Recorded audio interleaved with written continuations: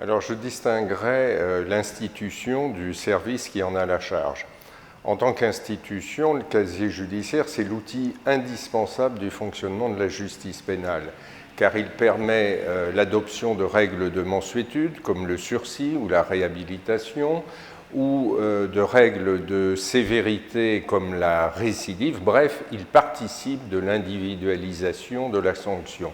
Il sert également de preuve aux incapacités et il permet à chacun de justifier d'une honorabilité minimale.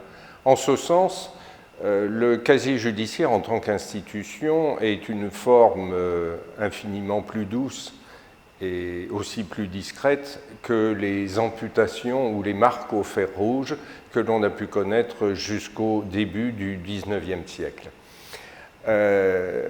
Le casier, c'est un fichier d'antécédents judiciaires, c'est ce qu'il faut retenir, ce n'est pas un fichier de police.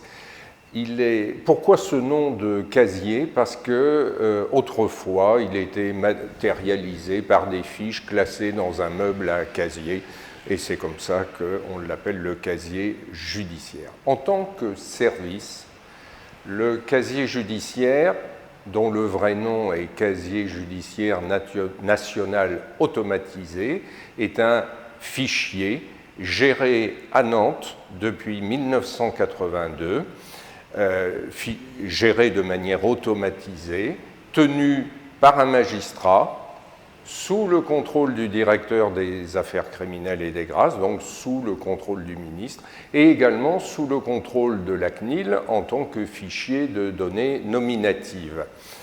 C'est un service de 220 personnes environ qui traite annuellement de l'ordre de 12 millions de documents, dont 12 millions de bulletins délivrés, plus 1 million de fiches de condamnation enregistrées, et 98% des documents délivrés, des bulletins, l'est sous une forme électronique sécurisée.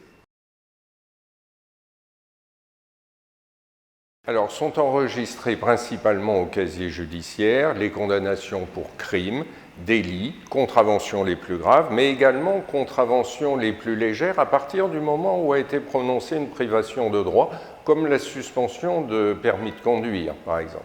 On enregistre également des déclarations de culpabilité, qui sont assorties d'une dispense de peine, des compositions pénales quand elles sont exécutées, et également, récemment, les décisions d'irresponsabilité pénale quand elles sont assorties d'interdiction ou d'incapacité.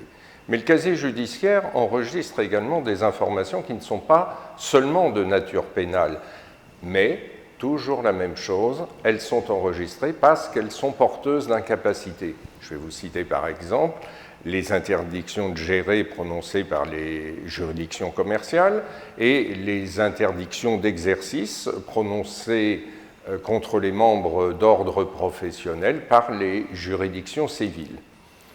À ces décisions que l'on appelle initiales dans le jargon casier, viennent s'agréger des mentions ultérieures qui viennent enrichir, compléter, permettre l'effacement anticipé de certaines mentions. Je vais citer par exemple les révocations de sursis, les avis du Trésor selon lesquels l'amende a été payée, les avis de fin d'exécution de peine par l'administration pénitentiaire et bien entendu ce que beaucoup connaissent, les relèvements d'incapacité, les dispenses d'inscription au bulletin numéro 2 et 3 du casier judiciaire. Alors, les condamnations ne sont pas inscrites à vie. Une certaine forme de droit à l'oubli s'exerce sous la forme d'adoption de règles complexes qui tiennent compte à la fois du nombre de condamnations, de la gravité de celles-ci et bien évidemment de l'écoulement du temps. Néanmoins, nous sommes plutôt sur ce qu'on pourrait appeler un devoir de mémoire suite à l'abandon des lois d'amnistie depuis 2 quinquennats, également par l'adoption de règles plus sévères d'effacement, le délai moyen d'effacement d'une condamnation au bulletin numéro 1 étant actuellement de 40 ans. Le délai est beaucoup plus court s'agissant du bulletin numéro 2, et quant au bulletin numéro 3, n'y sont inscrites principalement que les condamnations supérieures à 2 ans d'emprisonnement ferme, c'est-à-dire sans aucun sursis.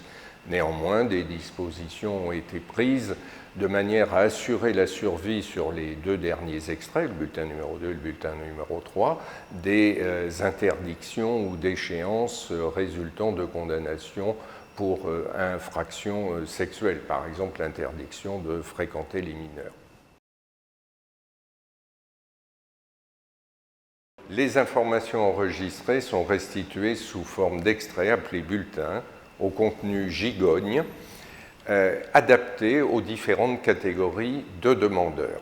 Vous avez d'abord le bulletin numéro 1, qui est le relevé intégral des fiches concernant une personne, et ce bulletin numéro 1 est strictement destiné aux autorités judiciaires.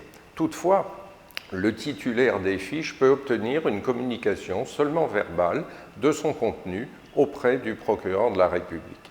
Le bulletin numéro 2 est destiné essentiellement aux administrations publiques et organismes assimilés pour l'accès à un emploi public, à des professions réglementées et aussi pour l'octroi de certaines décorations. Le bulletin numéro 3, c'est, comme je l'ai déjà dit, le certificat d'honorabilité minimale.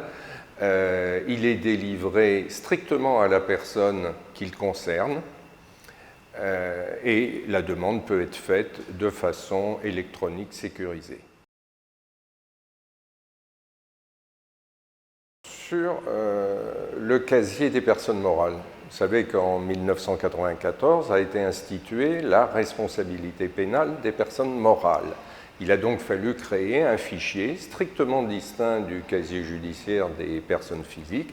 Il est également géré à Nantes. C'est un casier au volume qui va croissant, mais qui reste à ce jour modeste. Mais je crois qu'il faut appeler l'attention des entreprises sur l'importance d'une condamnation prononcée contre elles en tant que personne morale. Parce qu'en cas de récidive, et le casier sert évidemment de preuve de cette récidive, c'est des amendes au montant multiplié par 10 qui sont encourues. S'agissant de l'échange international d'avis de condamnation, un nouvel élan a été donné à partir de 2003 avec l'interconnexion des casiers judiciaires européens. Il ne s'agit pas, à proprement parler, de la création d'un véritable casier judiciaire européen, mais de l'interconnexion de casiers gardant leur spécificité propre, comme résultant de régimes juridiques différents, des peines différentes, des infractions différentes, même si les infractions les plus courantes sont partagées par tout le monde. Le vol, la conduite sous l'empire d'un état alcoolique qui représente, tout pays confondu, environ 40% des condamnations prononcées.